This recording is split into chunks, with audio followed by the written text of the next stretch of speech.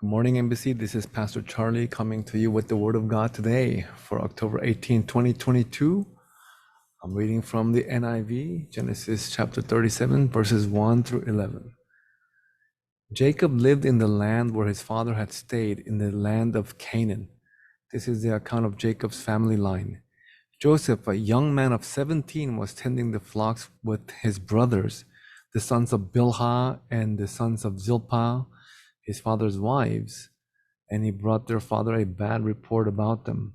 Now Israel loved Joseph more than any of his other sons, because he had been born to him at his old age, and he made an ornate robe for him.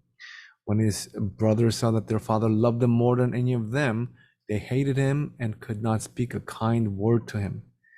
Joseph had a dream, and when he told it to his brothers, they hated him all the more. He said to them, "Listen to this dream I had.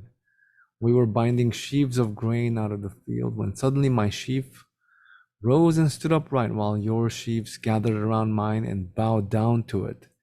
His brothers said to him, "Do you intend to reign over us? Will you actually rule us?" And they hated him all the more because of his dream and what he has said. Then he had another dream, and he told it to his brothers. "Listen," he said, "I had another dream, and this time the sun and moon and 11 stars were bowing down to me." When he told his father as well as his brothers, his father rebuked him and said, "What is this dream you had? Will your mother and I and your brothers actually come and bow down to the ground before you?" His brothers were jealous of him, but his father kept the matter in mind. This is the word of the Lord. Now, what we see here, even though it says account of Jacob's family line, if you want to go from the birth order, Reuben should actually be the first one that enters the picture. But strangely enough, I don't know if you've caught that, Joseph is a young man of 17 years of age, who is being introduced into this account, this picture. And there is very, very brief mention. I don't know if you could construct the complexity of the character who Joseph might be, but just from the glance here, it's pretty two-dimensional. It's not too deep. We know that he was a tattletale. He told on his brothers from Bilhah and Zilpah, these half brothers. And so already we know that he couldn't be well liked by his brothers. This is actually aggravated by the fact that there was favoritism and partiality on the part of Jacob, now also known as Israel. Israel loved Joseph more than any of his other sons, because he had been born to him, not only because he was born to him at an old age, that's what it says here, but because this is the favored wife, the love of his life, Rachel, as opposed to Leah, right? But if you trace this tendency for favoritism, it actually goes quite a way back. When we look at the life of Abraham, the grandfather, it seems pretty uneventful. No, actually, it seems like compared to Abraham's life, Isaac's life is pretty uneventful, except for that traumatic time when he was about to be offered in Mount Moriah. But what we notice is that in this seemingly uneventful life of Isaac and Rebekah, that there was a favoritism. We had Isaac, who favored Esau, the older one from the twins, because he hunted for game and he had a taste for wild game. That's what it says in the Bible. And Jacob is described very succinctly as pretty much a mama's boy. He would stay at home. So even within this household of four, they were divided. We had Isaac favoring Esau on the one hand, and we had Rebecca favoring Jacob. And of course, to make matters worse in the dynamic of Jacob's life, there was two wives. Leah got thrown in because Leah was the one that was granted towards him after 7 years, was the first wife, even though Jacob was clearly working for the younger sister Rachel. And Joseph is born from this woman that he had endured 14 years of hard labor under Laban, and he was so much in love with this Rachel that he was willing to work the additional 7 years. So he has two wives, two concubines, female servants, Bilhah and Zilpah. So if you can imagine the kind of complexity that is undergoing in this family, not to mention its share of dysfunction. Yeah, I mean, it's tough. And on top of it all, Joseph was loved by Jacob more than any of his sons. So later, how the story unfolds is something that is understandable. He says here, they hated him and they could not say a kind word to him.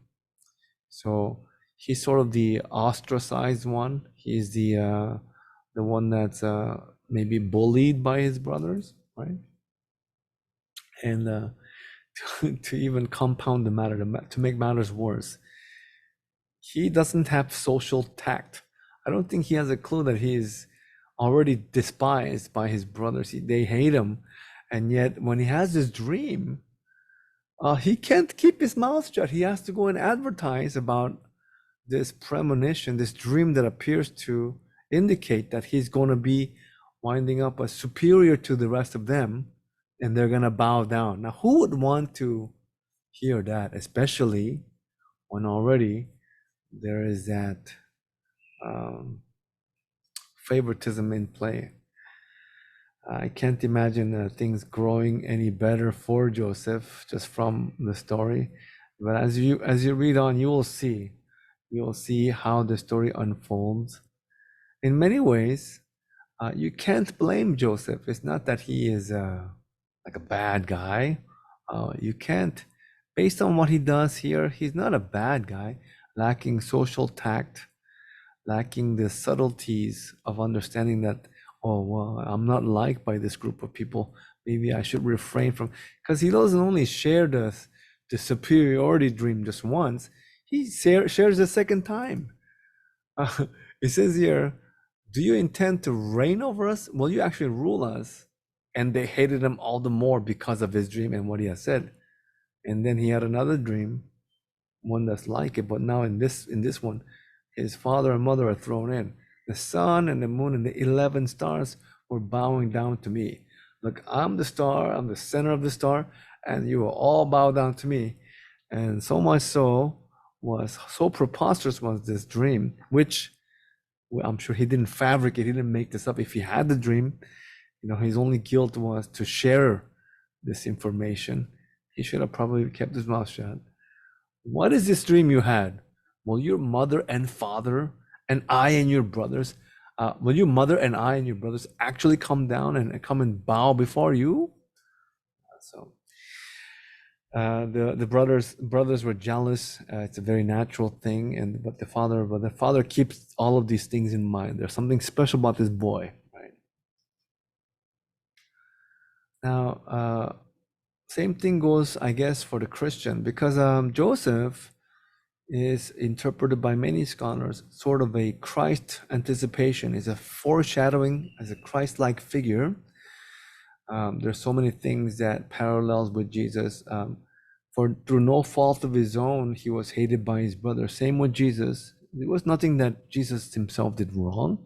He didn't even have the superiority dream that he was blabbering or anything like that. He just he was despised from the beginning. Growing up in Nazareth, right? So, and I think that the same goes for the Christians. If they hate you for no reason, remember that they hated me first, is what Jesus says. So it is quite possible for us to not be popular because we are the favored ones. Christians who have the faith are favored in that way, and that was the mindset of a lot of the early church people.